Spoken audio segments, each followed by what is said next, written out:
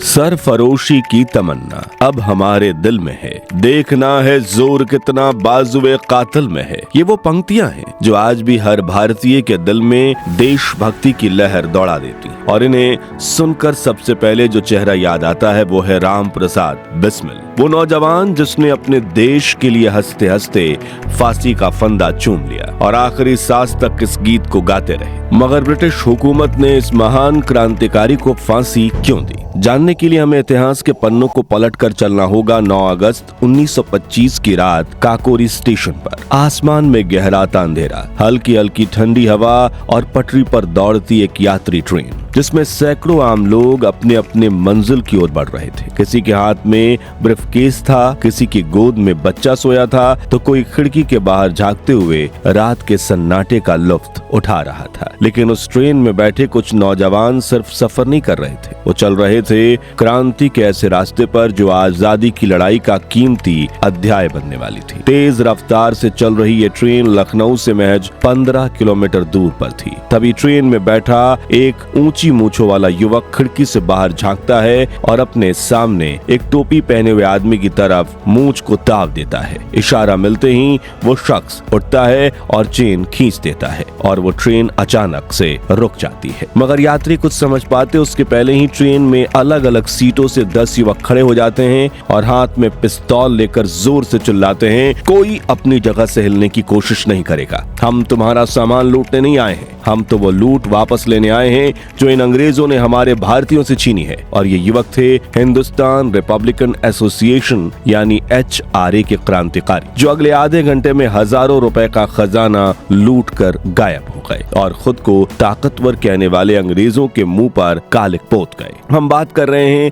आजादी की लड़ाई में मील का पत्थर साबित होने वाले 100 साल पुराने किस्से काकोरी ट्रेन एक्शन की, जिसने भारत में ब्रिटिश हुकूमत की नींव हिलाकर रख दी थी। लेकिन काकोरी कांड के मास्टरमाइंड राम प्रसाद बिस्मिल ने ब्रिटिशर्स के खजाने को लूटने का प्लान कैसे बनाया? इतने बड़े ऑपरेशन को अंजाम देने के बाद ये क्रांतिकारी पकड़े क्यों गए? क्या HRA के किसी क्रांतिकारी ने गद्दारी की थी? और कैसे हुआ था काकोरी कांड? जानने से पहले प्लीज आप वीडियो को लाइक करके कमेंट बॉक्स में इनकलाब जिंदाबाद का नारा जरूर लगा दीजिए।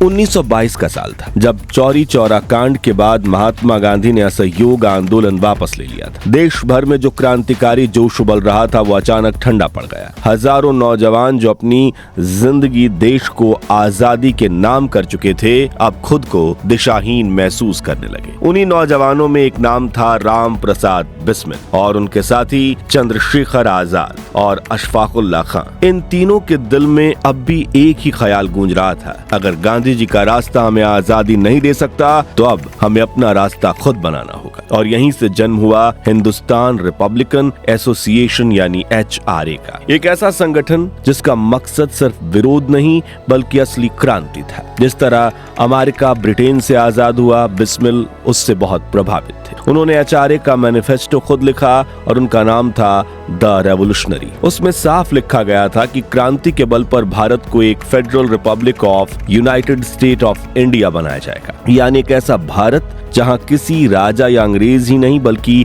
जनता की हुकूमत होगी। लेकिन क्रांति के लिए सिर्फ जोश नहीं, पैसा भी चाहिए था और यही वो चीज थी जो HRA के पास नहीं थी। संगठन के पास न फंड था न संसाधन। 1925 तक हालात इतने खराब हो चुके थे कि कई क्रांतिकारी फटे कपड़ों में घूमते थे। 2 वक्त की रोटी तक नसीब नहीं होती थी। लोग अंग्रेजों के डर से चंदा देने से भी खतराते थे। तब बिस्मिल और उनके साथियों ने ठान लिया, अगर पैसा नहीं मिलेगा तो अब उसे छीनना पड़ेगा। शुरुआत में उन्होंने अमीर व्यापारियों और अंग्रेजों के साथ खड़े भारतीय ठेकेदारों को लूटा, लेकिन एक बार गलती से एक भारतीय की मौत हो गई। उस दिन बिस्मिल ने कसम खाई कि किसी भारतीय को नुकसान नहीं पहुंचाएंगे। मगर सवाल ये था कि अब पैसे आएंगे कहां से? इसे लेकर बिस्मिल अपनी आत्मकथा में दिलचस्प किस्सा बताते हैं, जिसके मुताबिक एक रात एक शख्स उनके पास आया और बड़े भरोसे के लहजे में बोला, आप फिक्र मत करो, मैं नोट छापना जानता हूँ, बस थोड़ा सा ध्यान चाहिए। बिस्मिल ने शर्त रखी कि नोट उनके सामने ही छापे जाएं। रात को वही महाशय 2 शीशियों में दवाइयां लेकर आए और दवाइयां पानी में घोली और कुछ सादे कागज उसमें भिगो दिए। फिर उसने बिस्मिल से एक 10 रुपए का नोट मांगा, उसे कागज पर चिपकाकर एक पुड़िया बनाई और दूसरी दवा भिगो दी। फिर कहा इसे सुखा कर लाया जाएगा। 2 घंटे बाद उसने पुड़िया खोली तो टेबल पर एक के बजाय 2 नोट पड़े थे। महाशय ने कहा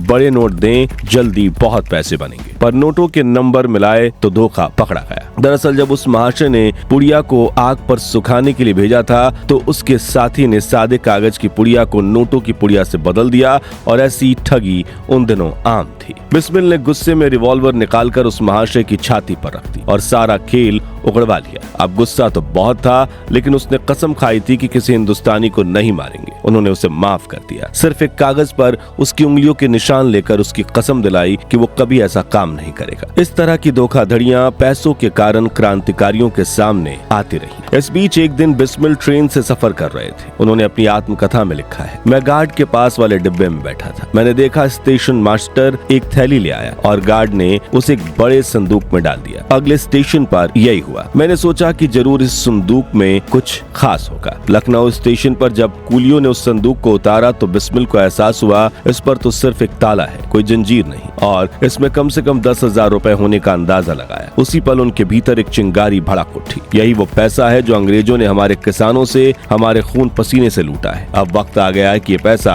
आजादी की राह पर खर्च हो। आने वाले दिनों में उन्होंने उस ट्रेन का नंबर, वो कब चलती है, कौन से स्टेशन पर रुकती है, कहाँ भीड़ कम होती है, ट्रेन में कितने गार्ड्स होते हैं और खजाना कब ले जाया जाता है, इस तरह की हर जानकारी जुटाई और प्लान बनाकर शाहजहांपुर के HRA पार्टी कार्यालय में अपने भरोसेमंद क्रांतिकारियों की मीटिंग बुलाई, जहां उन्होंने अपने साथियों को काकोरी ट्रेन एक्शन की पूरी योजना विस्तार से समझाते हुए कहा, शाहजहांपुर से लखनऊ तक नंबर 8 डाउन ट्रेन जाती है जिसमें ब्रिटिश खजाने का एक संदूक होता है। हमें काकोरी स्टेशन के पास रात के अंधेरे में उस संदूक को लूटना है, जिसके लिए हम सभी अलग अलग डिब्बों में चढ़ेंगे और हमारा एक साथी जब चेन खींचकर ट्रेन रुकेगा तब हम सभी यात्रियों में भगदड़ मचाने से रोकेंगे, जिसके लिए हम कुछ पिस्तौल लेकर जाएंगे, लेकिन हम किसी भी यात्री को चोट नहीं पहुंचाएंगे। फिर बिस्मिल ने राजेंद्र लाहिड़ी, रोशन सिंह, सचित्र बख्शी, अशफाकुल्ला खां, मुकुंदीलाल, ममननाथ गुप्त, मुरारी शर्मा, बनवारी लाल और चंद्रशेखर आजाद समेत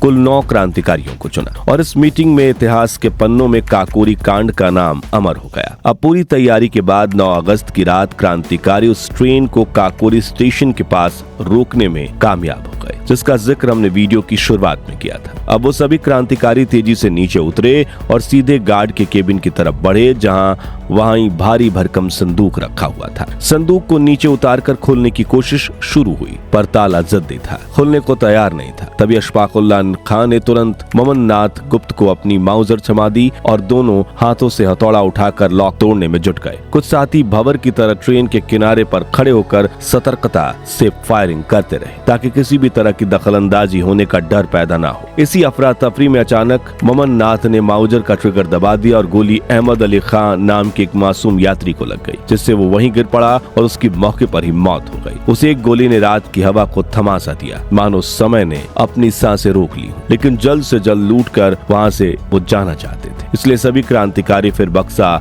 लूटने में लग गए। आखिरकार संदूक का ताला टूटा, अंदर से रुपए नोटों की आवाज उठी। पैसों को 3 चादरों में बांधकर युवा चुपचाप वहां से निकल पड़े, पर जीत की खुशी के साथ दिलों में गहरी तन्हा सी शिकन थी। एक बेगुनाह की जान चली गई थी। राम प्रसाद बिस्मिल ने बाद में कहा, सभी को अहमद अली की मौत का गहरा अफसोस था। उसकी बस इतनी गलती थी कि वो गलत समय पर गलत जगह पर आ गया था। ममननाथ को अपने किए पर बेहद पछतावा हुआ। उनकी आंखें सूज गई थी और वे लगातार रो रहे थे। मैंने उन्हें गले से लगाया और ढांढस बधाया, मगर भीतर से हम सब के दिल भारी थे। उस रात हमें पहली बार महसूस हुआ कि क्रांति के रास्ते पर कितनी अनचाही कुर्बानियां भी सामने आ सकती हैं। खैर, कुछ मील आगे वे गोमती नदी के किनारे पहुंचे और फिर लखनऊ की ओर चल पड़े। सुबह होने से पहले ही राम प्रसाद बिस्मिल के हाथों में लगभग 8,000 रुपए थे, जो उस वक्त काफी बड़ी रकम थी, और वो पैसों को सही जगह पहुंचाने चले गए। जबकि बाकी क्रांतिकारियों ने एक पार्क की बेंचों पर लेटकर आंखें मूंदने की कोशिश की। सुबह होते ही चिड़िया चहचहाने लगी। इनकी आंख खुली और जैसे ही वो पार्क से बाहर निकले, अखबार हॉकर का शोर सुनाई दिया, काकोरी में डकैती, काकोरी में डकैती। कुछ ही घंटों के अंदर ये खबर हर जगह फैल गई थी। देश के लगभग हर हर अखबार में काकोरी ट्रेन एक्शन को अंजाम देने वाले क्रांतिकारियों की तारीफ की गई थी और देश भर के युवा में HRA से जुड़ने की होड़ मच गई। और ब्रिटिश हुकूमत जो खुद को सबसे ताकतवर कहती थी, उनकी नाक के नीचे हुई इस लूट ने इंग्लैंड और बाकी ब्रिटिश कॉलोनियल देशों में उनकी इज्जत पर कालिक पोती। इसलिए वो कुत्तों की तरह इन क्रांतिकारियों को ढूंढने की कोशिश में लग गए। लेकिन उन्होंने राम प्रसाद बिस्मिल और बाकी क्रांतिकारियों को पकड़ा कैसे? तो काकोरी ट्रेन एक्शन के वक्त सबको लगा कि क्रांतिकारियों ने घटनास्थल पर कोई सबूत नहीं छोड़ा है, लेकिन उन्हें अंदाजा भी नहीं था कि इस अफरा तफरी में एक चादर वहीं रह गई और तहकीकात के लिए पुलिस वहां पहुंची तो उन्हें ये चादर मिल गई। चादर में धोबी का निशान था, जिसके जरिए पुलिस ने पता लगा लिया कि ये चादर शाहजहांपुर में धुली है। वहां जाकर पूछताछ की गई तो पता चला चादर बनारसी लाल की थी। बनारसी लाल बिस्मिल के साथी थे और पुलिस ने धमकाया तो उसने सारी कहानी बता दी, जिसे लेकर बिस्मिल ने अपनी आत्मकथा में लिखा था, हमारे बीच एक सांप छिपा था। खैर, छानबीन में पुलिस को ये भी पता चला कि डकैती की रात HRA के कौन कौन से मेंबर शहर में नहीं थे और वे कब लौटे। इस मामले में पुलिस ने दबिश देनी शुरू की और 26 सितंबर 1925 की रात बिस्मिल को गिरफ्तार कर लिया गया। इसके अलावा भारत के कोने कोने से 40 और क्रांतिकारियों को गिरफ्तार किया गया। सब पर डकैती के साथ हत्या का मुकदमा चला। अप्रैल 1927 में फैसला आया। अशफाक उल्लाह खां, राजेंद्र और रोशन सिंह और राम प्रसाद बिस्मिल को फांसी की सजा सुनाई गई। पूरे देश में गम और गुस्से की लहर दौड़ गई।